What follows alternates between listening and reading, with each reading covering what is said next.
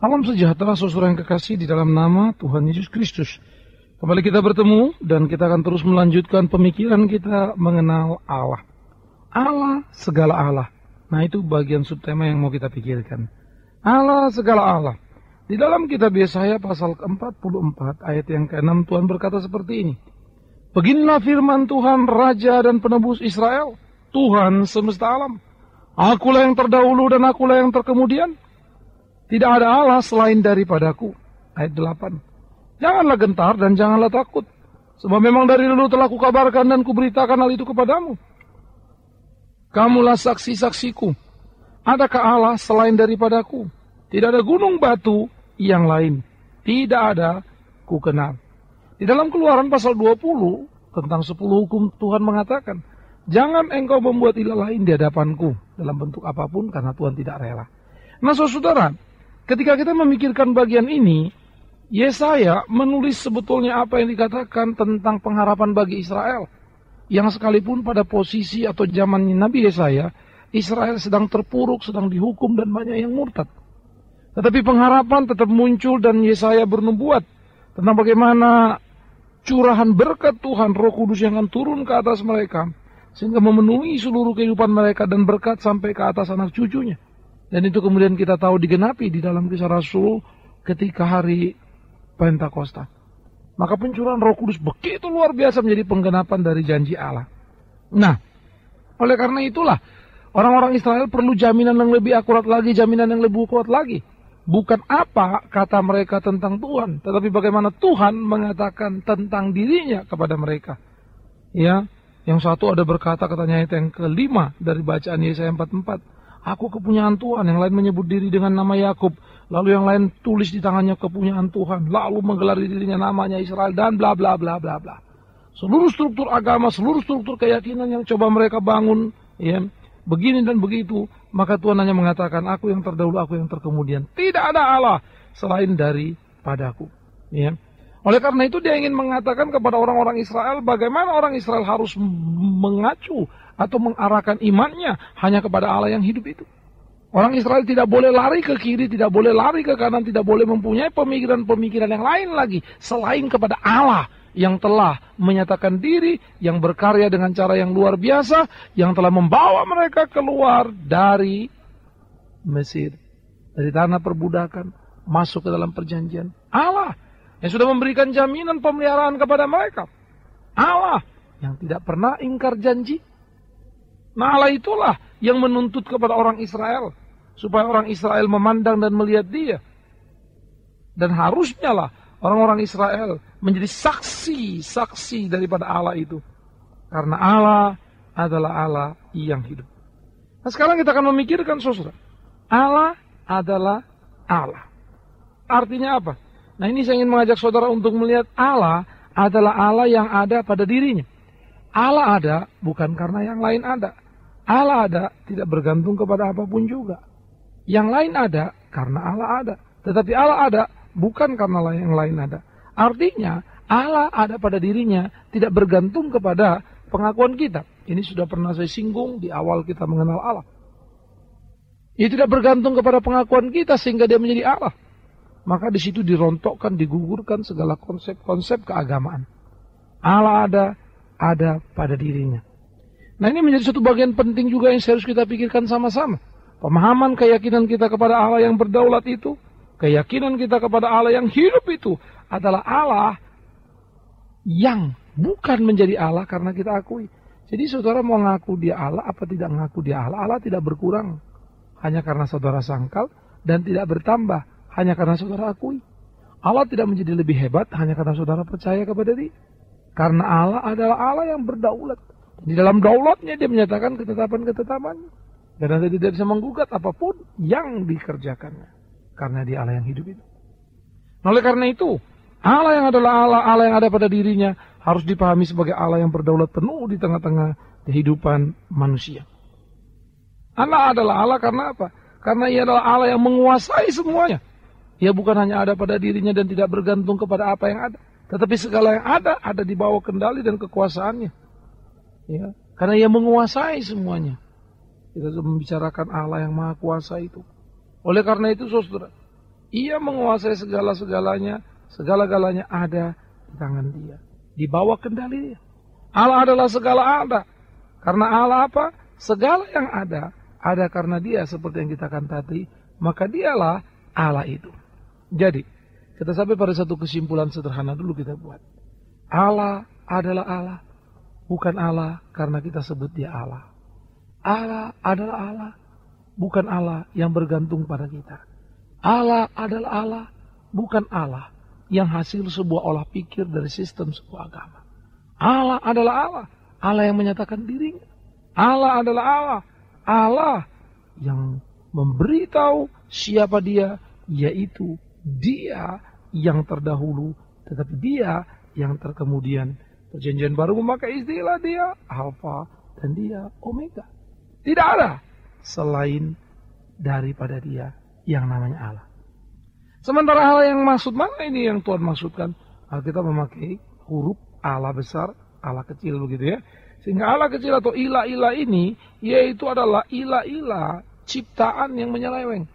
Sejatikan sebetulnya kekuatan di dalam dunia ini muncul dari yang disebut iblis.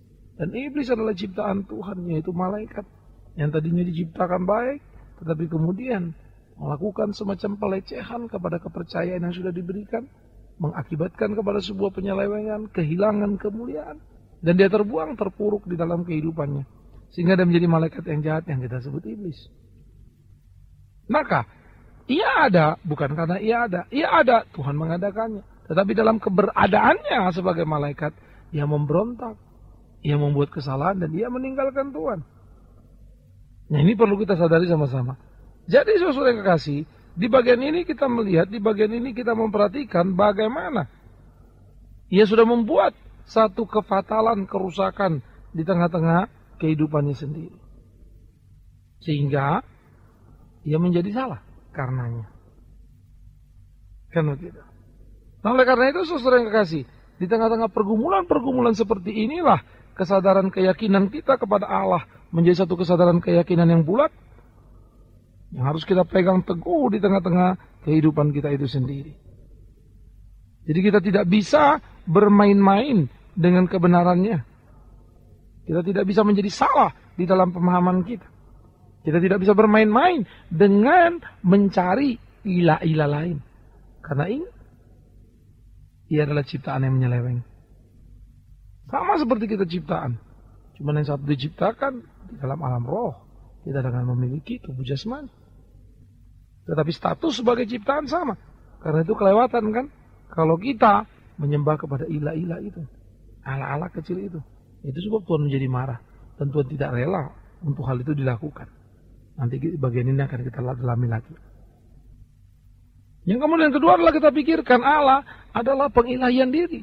Bisa juga Allah menjadi berhala karena kita mengilahkan diri kita sendiri. Ya, katakanlah kita mengilahkan kemampuan-kemampuan kita. Orang masa kini kalau ekonomi sudah kuat, maka dia yakin hidup masa depan terjamin. Sehingga Tuhan bukan lagi pusat kebergantungan, tetapi seringkali hanya menjadi semacam satu pengakuan-pengakuan kosong. Nah, di sini kita perlu hati-hati sekali, saudara. Pengilahian diri menjadi sebuah godaan-godaan yang bisa menghancurkan. Orang bisa mengilahkan dirinya, menghebatkan dirinya karena apa? Bukan saja ekonomi, tetapi bisa juga karena intelektualnya. Kemampuan berpikir, kepintaran yang tidak terbatas, yang begitu wah, mencengangkan, mengagumkan, membuat dia lupa. Akhirnya apa yang terjadi? Dia menjadi salah. Nah, oleh karena itu, saudara, di dalam nilai-nilai seperti ini kita perlu berhati-hati sekali. Kita perlu menjaga diri dengan baik-baik. Sehingga pengilahian diri itu betul-betul mampu untuk diatasi dan tidak terjebak kepada perangkap yang salah itu. Kita tidak pergi ke kuil, kita tidak menyembah pohon, tapi kita sangat memuja diri. Bukankah sebetulnya kita lepas dari lubang yang satu masuk ke lubang yang lain? Karena itu bisa jadi Allah kecil itu tidak ada di luar sana, tetapi justru di dalam diri. Tidak jauh, tapi sangat dekat. Sehingga teriakan Allah menjadi teriakan yang diperhadapkan langsung kepada kita. Karena kesalahan kepongahan yang tanpa sadar sudah menempatkan diri sebagai Allah yang mampu menjamin masa depan karena kemampuan intelektual kita, kemampuan ekonomi kita, karena koneksi kekuasaan yang kita miliki. Maka ini harus menjadi sebuah kesadaran utuh pada setiap manusia, supaya manusia jangan terperangkap kepada perangkap yang salah. Yang ketiga yang perlu kita pikirkan adalah penghinaan manusia terhadap sesuatu. Nah ini kalau tidak ke dalam diri ya keluar diri, muncullah patung, muncullah konsep, muncullah gua-gua dan seterusnya. Maka hal mistis menjadi warna dari agama. Perlu penokohan-penokohan terhadap keyakinan. Yang ini dewa baik, yang itu dewa jahat, yang ini dewa begini, yang ini dewa begini, dan seterusnya. Maka itu penghilangan terhadap sesuatu di luar diri manusia. Tetapi yang jelas, itu tetap ilah-ilah kecil. Yang tentunya tidak menyenangkan hati Allah. Oleh karena itu saudara jangan pernah berpikir bahwa kita tidak pernah mempunyai berhala. Perhatikanlah. Ada juga orang memperhalakan sifat yang melankoliknya. Sehingga apapun yang dia lihat gitu. Dia aduh kok begitu sih, kok begitu sih, kok begitu sih. Pokoknya dia memperhalakan perasaannya. Cuma yang paling benar yang lain salah. Atau dalam sisi yang menggugat, menghakimi. Ya. Bisa juga. Tetapi intinya kepada satu kesamaan. Yaitu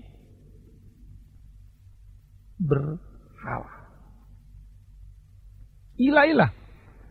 Nah, oleh karena itulah kehati-hatian itu seperti ini. Hati-hati supaya kita tidak menjadi terjebak di tengah-tengah kehidupan kita. Begitu saudara ya.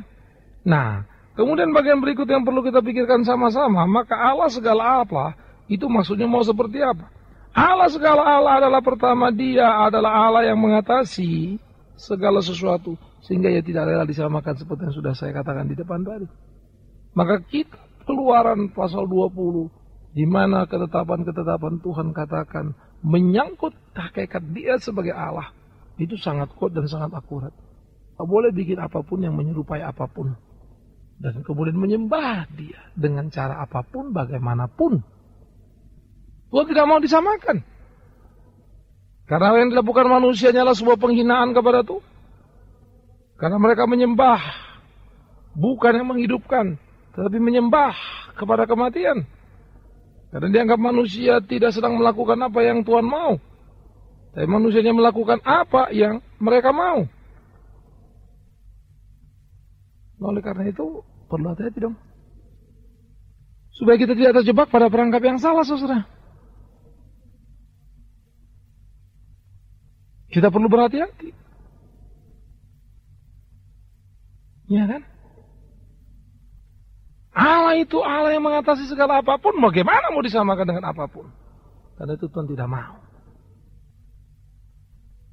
Oleh karena itu jangan terjebak membuat dosa tanpa saudara keluar dan membuat dosa di luar sana. Tetapi membuat dosa justru ketika saudara sedang melakukan hal-hal atau aktivitas keagamaan. Tetapi sudah tidak lagi bergantung kepada Tuhan. Laodikia adalah gereja kaya, gereja mewah yang bisa bikin apa saja. Tetapi karena bisa bikin apa saja, karena ekonominya sangat kuat, membuat mereka sangat yakin terhadap apa saja. Karena mereka begitu merakit mereka terhadap apa saja yang mereka lakukan dalam pelayanan, nyaris tidak ada lagi kebergantungan kepada Tuhan. Mereka menyebut nama Tuhan, tapi mereka melakukan dalam kepongahan. Mereka sudah mendewakan, mereka sudah mengilahkan kemampuan perekonomian mereka, kemampuan mereka memanage berbagai program dan acara. Dan Tuhan berkata pada Laodikia, kau Laodikia, kau tidak panas, kau tidak dingin, karena engkau suam-suam kuku. Aku muntahkan engkau. Kan begitu. Suam-suam kuku apa artinya? Kau tidak bergantung pada Allah. Kau tidak hidup memuji memuliakan Allah. Tapi kau hidup hanya menyebut Allah, tetapi sebenarnya kau mengilahkan kemampuan perekonomian yang memang luar biasa. Maka Tuhan marah. Tuhan tidak marah karena orang kaya. Orang kaya juga berkat Tuhan kok anugerah. Tetapi Tuhan marah kalau kita hidup berkutat dan bergantung kepada kekayaan itu. Karena apa? Karena ketika kau melakukan itu sama saja kau melecehkan Tuhan. Seakan-akan Tuhan tidak lagi Tuhan yang bisa berkuasa untuk menolongmu dengan berbagai cara. Padahal dia adalah Tuhan yang berkuasa yang bisa melakukan apa saja. Tidak ada yang bisa tahan. Dia bisa melakukan apa saja. Bagaimana dia mau disamakan dengan cipta? Entah itu namanya roh di dunia sana, apalagi dengan diri kita. Dia adalah Allah segala Allah karena dia adalah Allah yang menguasai sehingga tidak boleh ada yang lain. Dia Allah yang berdaulat ada pada dirinya. Ya, dia menguasai karena dia menciptakan, bukan? Maka bagaimana bisa ada yang lain? Dia tidak mau, dia tidak boleh. Ya, dia tidak rela disamakan dengan apapun dan tidak mau ada yang lain dari dirinya yang kemudian menjadi sembahan manusia.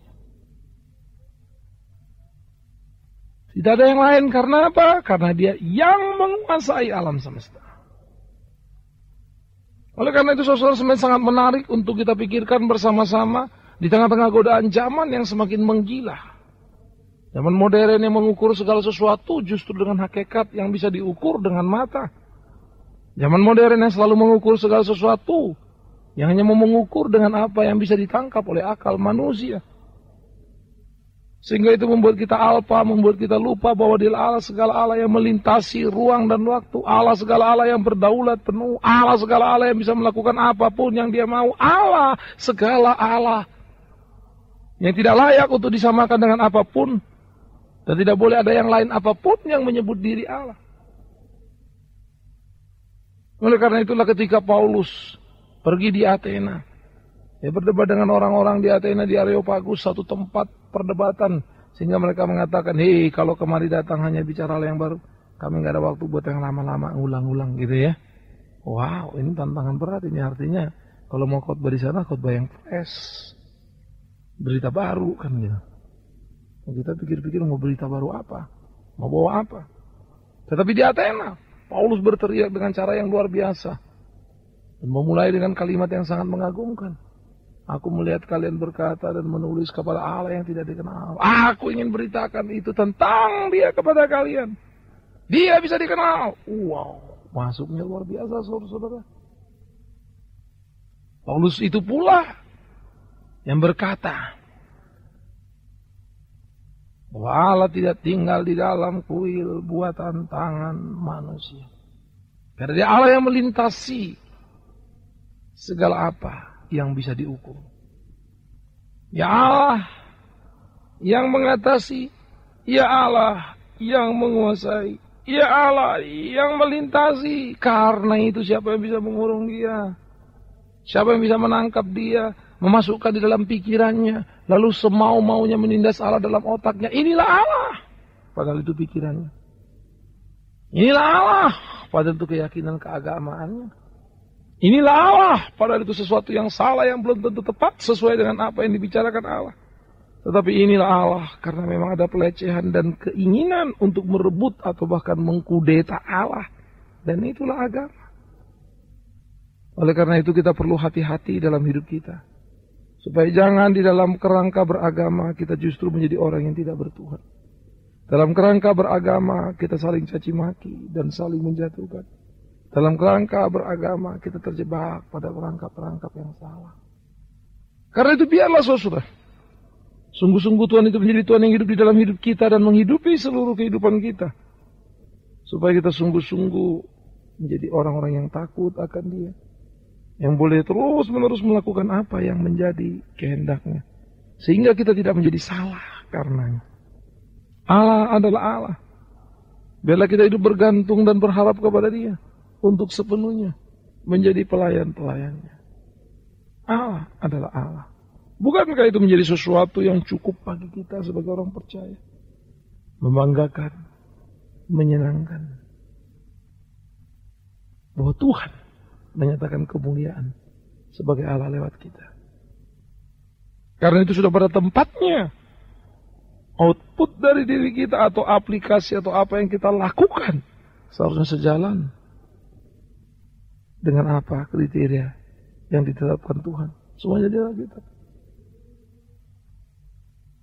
Karena dia Allah dan segala Allah. Maka sebetulnya lah kita memiliki pengharapan yang kuat di dalam kehidupan. Bukankah Dia menciptakan alam semesta? Dia yang memberikannya kepada manusia. Dan dia pula yang datang kepada kita menolong, memimpin hidup kita. Itu kan luar biasa, saudara-saudara.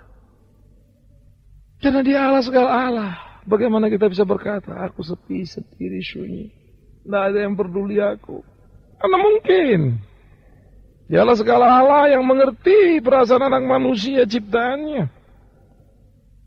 Dia adalah Allah segala Allah yang mengatasi segala apapun yang ada. Ia adalah Allah yang menguasai sehingga tidak ada kuasa lain selain Dia. Maka ini adalah anugerah yang sangat besar, cinta kasih yang sangat luar biasa bagi orang-orang percaya.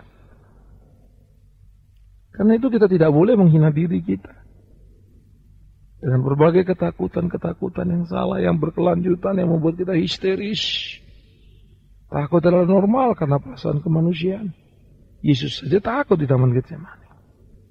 Bukan dosa. Tetapi menjadi masalah adalah bagaimana sikap mengisinya. Sikap memanfaatkannya. Itu yang menjadi penting. Bagaimana kemudian kita hidup memuliakan Tuhan kita.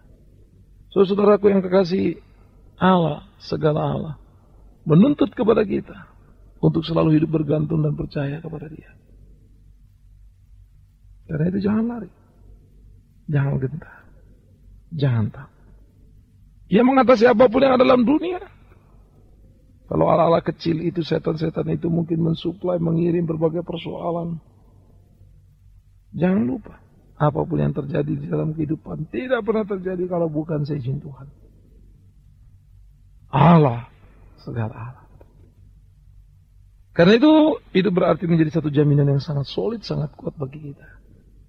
Itu sebab saudara. Kenapa Anda mesti takut? Kenapa Anda mesti gentar? Justru pertanyaannya, kok bukannya Anda tenang? Kok bukannya Anda senang?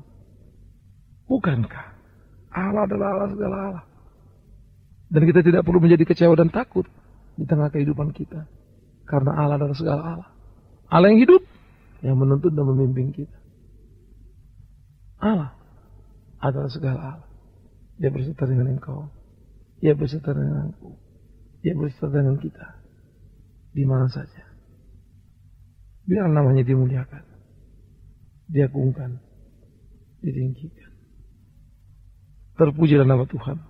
Allah segala Allah. Kekal selama-lamanya. Amin. Kita berdoa. Tuhan, kami bersyukur. Kami berterima kasih. Kami ucap syukur, kami berterima kasih, kami berdoa. Supaya Tuhan terus menolong, menuntun, membimbing kami dalam hidup kami lepas ke hari dan ke hari. Apa yang menjadi kehendak-Mu di tengah-tengah pergumulan hidup kami? Kami menjadi tidak salah. Tetapi sebaliknya memuliakan nama-Mu ya Allah. Terima kasih Tuhan. Kami menyerahkan seluruh pergumulan pengharapan kami. Dan biar Tuhan menolong memimpin kami. Di tengah-tengah berbagai kesibukan yang ada. Sehingga kami tetap takut akan Engkau. Berjalan perjalanan. Di dalam nama Yesus Kristus. Allah segala Allah. Tuhan kami hidup. Kami naikkan doa kami.